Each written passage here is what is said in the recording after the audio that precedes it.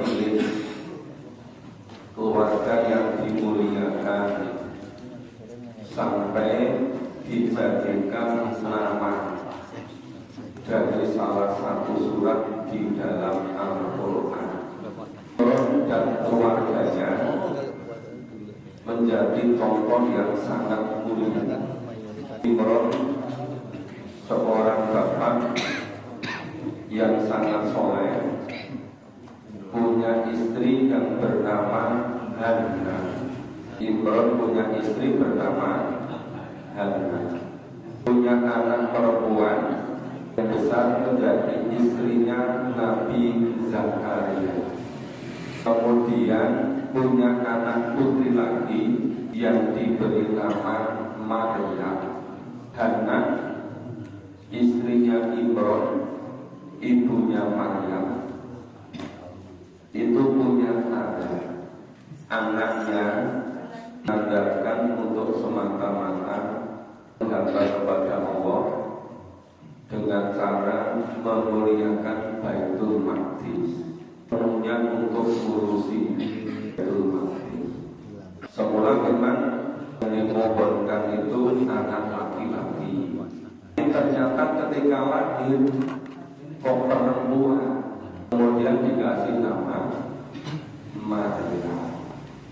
Dari Maryam nanti melahirkan seorang anak laki-laki yang kemudian diberi nama Isa. Nanti kisah lengkapnya itu dipisahkan mulai ayat 33 dan seterusnya. Itu keluarga Imron. Nah, sekarang kita baca, kita pahami dari A'udzu billahi minasy syaithanir rajim. A'udzu billahi minasy syaithanir rajim. Bismillahirrahmanirrahim. Bismillahirrahmanirrahim. Alif Lam Mim. Alif Lam Mim. Allahu la ilaha illa huwal hayyul qayyum.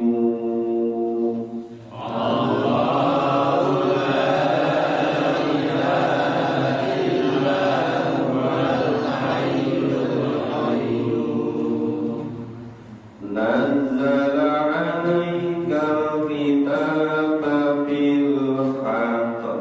Nazzala 'alaikal kitaba bil haqq. Musaddiqan lima baina yadayhi. Musaddiqan lima baina yadayhi. Wa anzala at-taurata wal injil. Wa anzala at-taurata wal injil.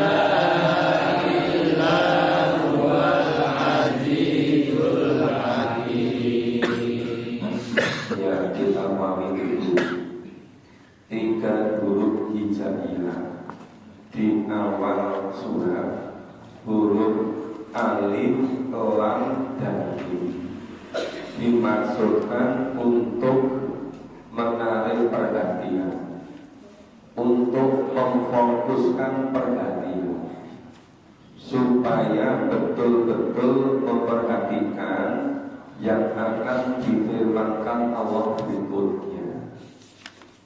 Itu menunjukkan hal yang sangat penting, yaitu Allahu la ilaha illahu. Allah tiada Tuhan selain Dia. Ya, tidak ada Tuhan selain Allah. Ya. Al-Hayyul Qayyum. Al-Hayyu itu zat yang maha hidup. Qayyum zat yang maha memelihara. Allah yang menciptakan, Allah yang menghidupkan alam semesta, dan Allah yang terus-menerus mengurus makhluknya. Jadi seluruh makhluk ciptaan Allah itu diurus oleh Allah. Maka Allah disebut Al-Qayyum, yang artinya tidak pernah berhenti, terus-menerus ngurus makhluknya. Cuma seringkali makhluknya yang gak sadar diurus oleh Allah. Cara ngurusnya gimana? Cara ngurusnya antara lain dengan ngutus Nabi, ngutus Rasul. Nabi dan Rasul diberi wahyu. Ada wahyu yang diturunkan kepada nabi-nabi sebelum Nabi Muhammad.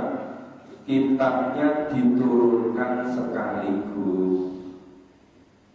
Yang diturunkan kepada Nabi Muhammad secara berangsur-angsur selama hampir 23 tahun. Maka nazzala alaikal kitaba bil haqq. Allah menurunkan kitab, ya, menurunkan kitab dengan benar. Musaddiqan lima baina yadayhi, yang kitab itu membenarkan kitab-kitab sebelumnya. Wa anzala Taurata wal Injil. Allah juga menurunkan Taurat dan Injil. Kalau Allah menurunkan Al-Quran secara berangsur-angsur, Allah menggunakan kata nazzala. Tapi ketika menurunkan Taurat dan Injil sekaligus gunakan kata anzala. Karena Al-Quran diturunkan sesuai dengan kebutuhan waktu dan tempatnya. Maka Al-Quran turun itu ada konteksnya, tidak berada pada ruang yang kosong. Maka dalam ulumul Quran disebut ada asbabun nuzul. Jadi sekali lagi, di antara cara Allah ngurus makhluknya itu dengan menurunkan kitab yang diturunkan kepada Nabi pada Rasul. Coba Bapak Ibu bisa mikirkan, seandainya kita itu tidak ada kitab Al-Quran, kira-kira hidup kita itu gimana? Ngawur semua kan? Gak ada pedomannya kan? Gak ada pegangan hidupnya. Nah sekarang aja ketika sudah ada wahyu Al-Quran, banyak yang tidak mau menggunakan Al-Quran sebagai pedoman. Jadi ternyata baru sebagian kecil umat Islam yang hidupnya betul-betul mau berpegang teguh kepada Al-Quran. Min qablu hudan linnasi wa anzalal furqan. Yang sebelumnya kitab itu untuk apa? Sebagai petunjuk untuk manusia, dan diturunkan sebagai furqan, sebagai pembeda mana keimanan yang betul, mana yang salah, mana yang halal, mana yang batal, mana yang dituntunkan, mana yang tidak dituntunkan, mana yang diperintahkan dan mana yang dilarang. Itu semuanya dijelaskan di dalam kitab suci Al-Quran. Maka Al-Quran disebut sebagai Furqan, yang artinya pembeda. Walaupun Al-Quran sudah diturunkan lebih dari 1445 tahun, tapi kalau orang-orang tidak mau memahami, tidak mau memperdomani, ya nggak ada bedanya antara yang hak dengan yang batal. Kenapa? Karena tidak mau memahami isi Al-Quran. Tidak bisa membedakan mana keimanan yang murni lillah dengan keimanan yang dicampur-campur dengan yang lain. Jadi yang bisa membedakan itu kitab Allah. Innal ladzina kafaru bi ayatillah. Sesungguhnya orang-orang yang mengkufuri, mengingkari, mendustakan ayat-ayat Allah, ayat-ayat di dalam Al-Quran, ayat-ayat qauliyah, dan ayat-ayat yang ada di alam semesta, namanya ayat-ayat kauniyah. Itu semuanya itu dengan sistem yang Allah ciptakan, yang disebut dengan sunnatullah. Sunnatullah ini dengan disebut dengan bahasa sebab akibat atau kausalitas. Tapi di dalam Islam disebut dengan sunnatullah. Nah, keteraturan sistem pada alam semesta ini. Ada keteraturan secara keseluruhan tata surya, namanya makro kosmos, keteraturan secara keseluruhan. Keteraturan yang ada pada diri kita disebut dengan mikrokosmos. Maka Allah bertanya, wa fi anfusikum afala tubsirun, dan pada dirimu kenapa tidak kau perhatikan? Ini berjuta-juta orang, bermiliar-miliar orang itu memperhatikan, menekuni yang ada pada manusia, itu memunculkan ilmu yang tak terhinggapannya. Baru orang memperhatikan fisik manusia, itu muncul sekian banyak ilmu kedokteran. Ada kedokteran umum, ada spesialis, ada super spesialis. Ada yang khusus menekuni, menjadikan orang ini selalu tampil menarik. Nah, ada yang menekuni kedokteran bidang operasi kulit, yang semula nggak kelihatan mengkilat, kemudian jadi kelihatan glowing. Nah, itu kan ada ahli. Nah, setiap bagian-bagian fisik manusia itu ada spesialisasi. Apalagi nanti yang terkait dengan kejiwaan manusia, psikis, itu sekian banyak ilmunya. Ada psikiatri, ada psikologi, Nanti yang ngurusi hubungan manusia dengan manusia yang lain ada namanya sosiologi. Yang ngurusi kejiwaan ada psikologi. Yang ngurusi asal-usul manusia ada namanya antropologi. Yang ngurusi tentang ekonomi muncul namanya ilmu ekonomi. Jadi baru perhatian manusia aja itu memunculkan ilmu tak terhingga banyak. Itu luar biasa. Allah Maha Pencipta, Allah Maha Kuasa. Ini penjelasannya jangan panjang-panjang, nanti gak jadi gak berantakan. Dari innalladzina kafaru bi ayatillah, sesungguhnya orang-orang yang mengingkari ayat-ayat Allah lalu ada musadi, bagi mereka disediakan adab yang sangat keras.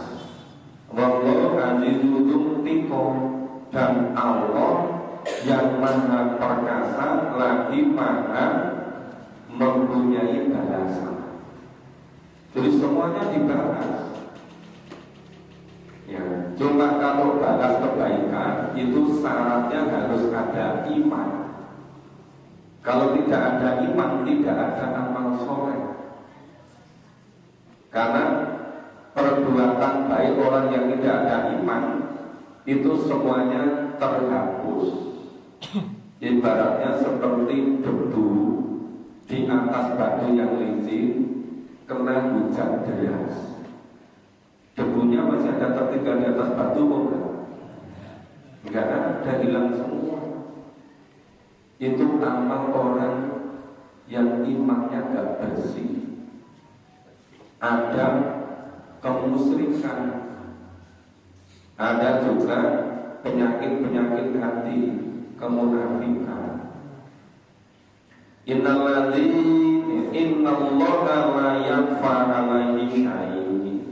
Sesungguhnya Allah tidak ada yang tersembunyi.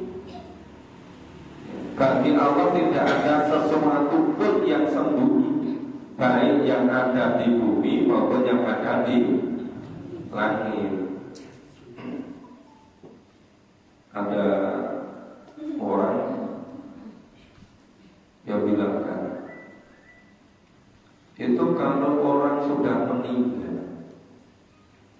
meninggalnya itu di ruang angkasa, itu proyek ke matahari atau bulan, kemudian meledak di sana, hancur berkeping-keping.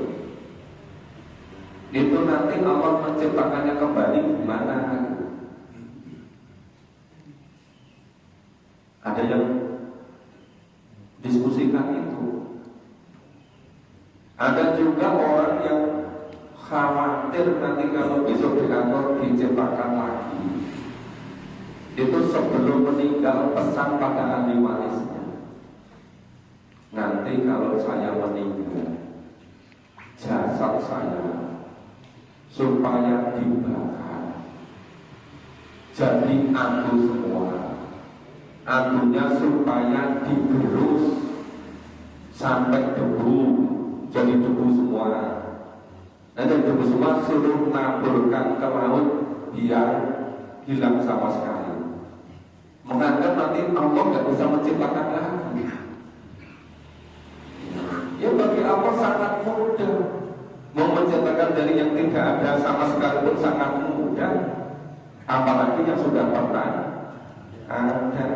Maka nggak usah mencoba-coba minta Gusti Allah. Besok bakal kawan-kawan ya. Waladhi yusawwirukum fil arham kaifa yasha. Allah yang mengukir, mengukir kamu fil arham, di rahim, di tempat peranganan, kaifa yasha, seperti yang diinginkan kamu. Coba itu bagaimana kerja Allah itu. Dari nutfah, ya, ketemu dengan ovum, padahal itu cairan, kok kemudian bisa jadi segumpal darah? Loh, kok kemudian bisa jadi? Oh, lama-lama, oh ini berarti calon kepalanya, ini badannya, ini tangannya, ini kakinya. Iya kan? Setelah 4 bulan lengkap, ditiupkan ruh. Itu semuanya kerja yang luar biasa. Itu namanya yusawwirukum fil arham. Allah yang membentuk kamu di dalam rahim tanpa kita pesan lebih dulu. Gak ada yang pernah pesan kan? Ya kalau boleh pesan, ya milihnya dilahirkan dari rahim istrinya Nabi atau Rasul kan? Apalagi jadi lahir dari rahimnya Hana, istrinya Imron. Ya, anak-anaknya jadi mulia, jadi keluarga yang dimuliakan oleh. Tapi semuanya itu ditentukan oleh Allah. Ya, kita nggak bisa pilih. La ilaha illa huwal azizul hakim. Tiada Tuhan selain Allah. Zat yang maha perkasa, zat yang maha bijaksana. Ya, luar biasa kan isinya surat Ali Imran ini. Baru kita baca 6 ayat sudah semuanya terungkap. Itu sebagai konteks situasi kondisi untuk menyadarkan manusia. Nanti intinya mulai ayat 33. Kita baca berikutnya. A'udzu billahi minasy syaithanir rajim. A'udzu billahi minasy syaithanir rajim. Huwallazi anzala 'alaikal kitab.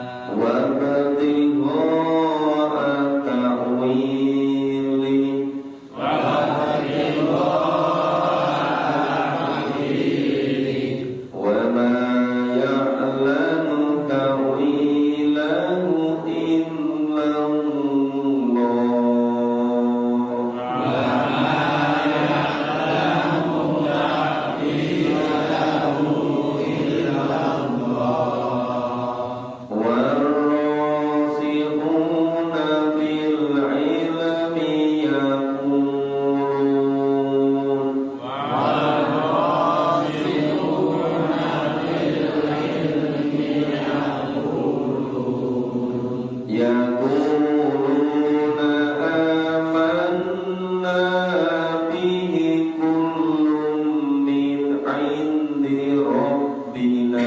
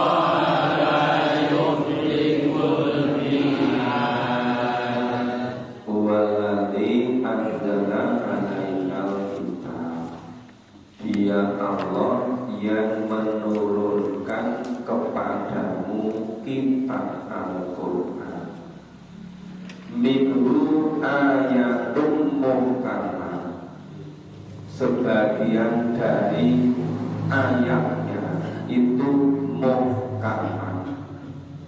Hunna ummul kitab. Yang muhkamat itu induk atau pokok-pokok isi Al-Quran. Ayat-ayat muhkamat itu ayat-ayat yang mudah dipahami oleh manusia. Walaqad yasarna Qur'ana lidzikr, pahami mudah. Dan sungguh Allah telah memudahkan Al-Quran untuk pelajaran. Maka siapa yang mau mengambil, makanya itu ada sebagian besar itu ayat-ayat muhkamat yang sudah sangat jelas, yang mudah dipahami oleh manusia. Wa ukhru mutasabihat, dan sebagian yang lain ayat-ayat mutasabihat, ayat-ayat yang tidak mudah dipahami kecuali oleh orang-orang yang memang mendalam ilmunya. Itu kalau mencari makna apa itu maksudnya, ada alif, ada lam, ada mim. Orang mereka alif singkatan dari ini, lam singkatan dari ini, mim dari ini. Itu hanya buatan-buatan manusia. Enggak ada penjelasan yang pasti dari Allah. Orang mikirkan gimana ya Allah menciptakan alam semesta ini? Ya. Bagaimana ya Allah nanti menciptakan kembali dari manusia pertama sampai terakhir? Kok nggak ada yang kelewatan? Padahal meninggalnya di mana-mana ya. Bagaimana ya kalau nanti ketika kiamat kok langit bumi seisinya musnah habis semua. Kok dijebak lagi dengan kun fayakun? Gimana ya seluruh perbuatan manusia kok bisa merekam? Terus yang bercerita kok kulitnya masing-masing, yang bercerita kok tangannya masing-masing, dan kakinya menjadi saksi. Itu kalau kesulitan mikirnya, diyakini saja. Gak usah ikut-ikut sak lontong, mikir. Nanti malah repot sendiri.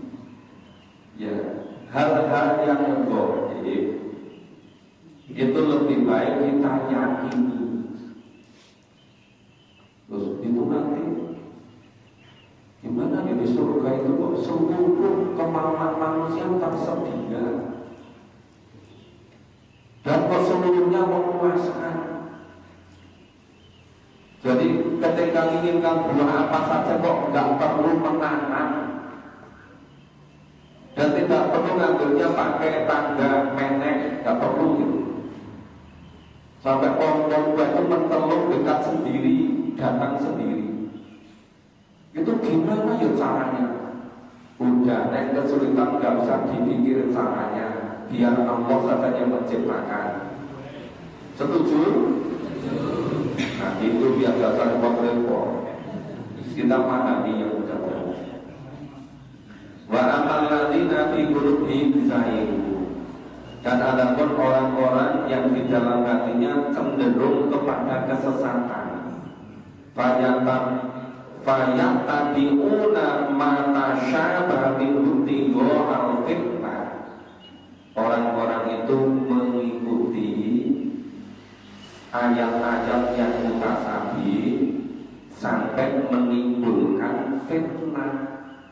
Apa? Membuat-buat sendiri di atas maka dari Allah, di atas namakan dari Rasul.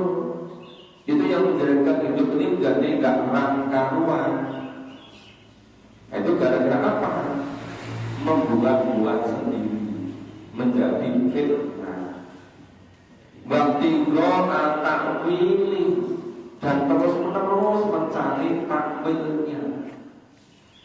Ya, dicari terus, dikejar terus, berusaha memahami sampai ke setil-setil. Padahal kita manusia ini diberi ilmu sangat sedikit. Bahkan itu tinggal berpikiran koli. Manusia itu diberi ilmu sangat sedikit. Orang yang tercerdas di dunia itu kecerdasannya sangat kecil.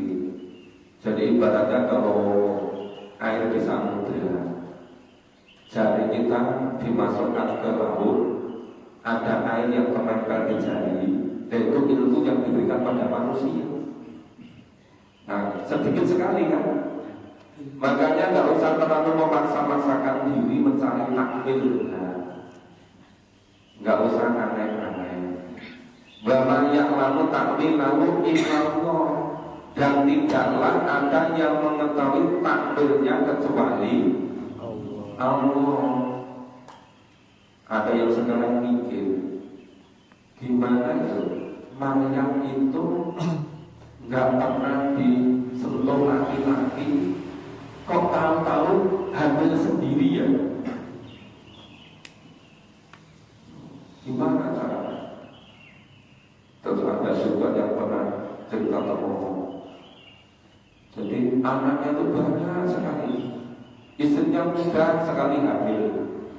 Jangan katakan, dari istri saya itu kalau tidak saja udah bisa langsung hamil lagi. Belum pernah gitu loh. Nah, sekarang gini, lo apalagi menciptakan Isa dari rahim Maryam gak ada bapaknya. Yang menciptakan yang dari gak ada sama sekali, menciptakan Adam aja mudah kok. Iya kan? Kok bingung-bingung mikir, piye carane? Kok iso lahir Isa dari rahim Maryam? Ya sudah, diyakini saja Allah Maha Kuasa, Allah Maha Pencipta. dan orang-orang yang mendalam ilmunya, ya ulamanya, ilmuwannya, cendekiawannya, alimnya, warasikhuna fil yaquluna, mereka mengatakan aman nabihi guru ini robbina, kami mengimaninya dan semuanya dari sisi Tuhanku, semuanya dari sisi Tuhan kami. Maksudnya apa? Ya amanah, diyakini saja.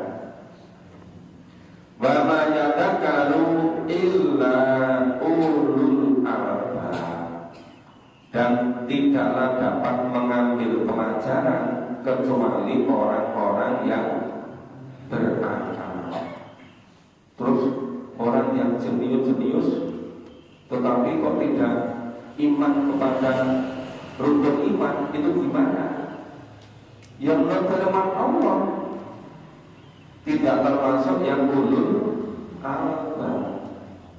Ya kan, yang ulul albab itu ya mengambil pelajaran dari seluruh ayat-ayat Allah ini. Kemudian terus berdoa, Rabbana la tuzigh qulubana, ya Allah, ya Tuhan kami, janganlah Engkau jadikan hati kami condong kepada kesesatan. Ba'da idh hadana, setelah Engkau beri petunjuk kepada kami. Wahab lana, dan karuniakanlah kepada kami ya, miladunka rahmat dari sisimu.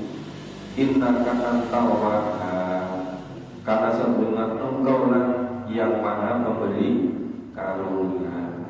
Rabbana, ya Tuhan kami, innaka jami'un nas, sesungguhnya Engkau lah yang mengumpulkan manusia liyaumil la raiba fihi, pada hari yang tidak diragukan sama sekali. Hari apa? Dikumpulkan yaumil ba'ats, dikumpulkan semua di mahsyar untuk mempertanggungjawabkan semua yang diperbuat di dunia ini. Maka tidak ada menit, tidak ada detik kecuali pertanggungjawaban Allah.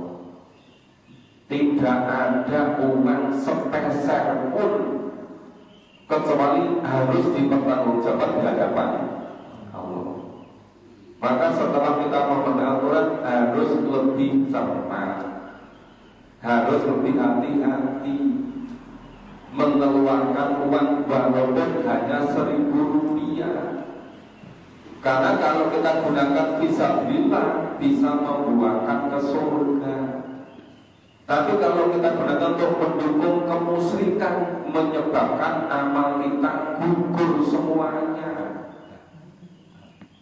Sekarang banyak yang tidak teliti. Berapa? 5.000, dikasih aja lah harga 5.000. Dicek dulu penggunaannya untuk apa. Ya, walaupun 1.000, 5.000 kalau digunakan untuk mendukung kegiatan kemusyrikan, menyebabkan amal kita hangus semua. Maka jangan mudah-mudah seperti disanggupi nyerang duit yang pinjem-pinjem, lu pinjem kok untuk menghapuskan amal. Repot kan? Nah, makanya harus cermat. Itu pentingnya kita memahami Al-Quran, yang itu bisa menyelamatkan hidup kita. Kan di sini innallaha la yuflihul mi'ad, sesungguhnya Allah tidak pernah menyalahi janjinya. Semua yang ada pada Al-Quran itu merupakan ketentuan dari Allah, itu pasti benar. Jadi kalau misalnya tadi Allah berfirman nanti semuanya akan dikumpulkan pada suatu hari, pada suatu tempat yang itu pasti benarnya, tidak bisa diragukan, untuk mempertanggungjawab amal kita, berdoa kita, yang pasti terjadi. Tidak harus menanti manusia siap atau tidak siap. Kalau sudah waktunya semuanya harus siap. Makanya harus selalu menyiapkan diri. Oke, kita baca selanjutnya. A'udzu billahi minasyaitonir rajim. A'udzu billahi minasyaitonir rajim. Innal ladzina kafaru lan tughniya anhum amwaluhum. Innal ladzina kafaru lan tughniya anhum amwaluhum wala awladuhum minallahi syai'an wala awladuhum minallahi syai'an wa ulaika hum waqudun nar wa ulaika hum waqudun nar kadzabi ali fir'auna walladzina min qablihim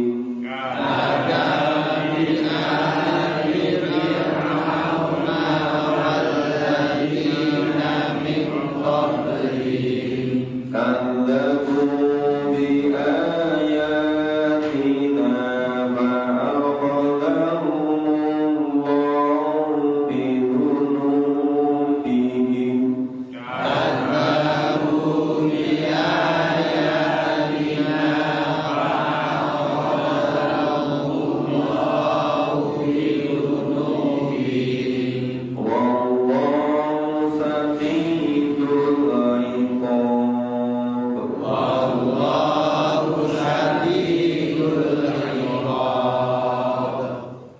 Ini karena sudah suruh, insya Allah besok pagi kita baca kembali mulai ayat 10 terus kita pahami isinya.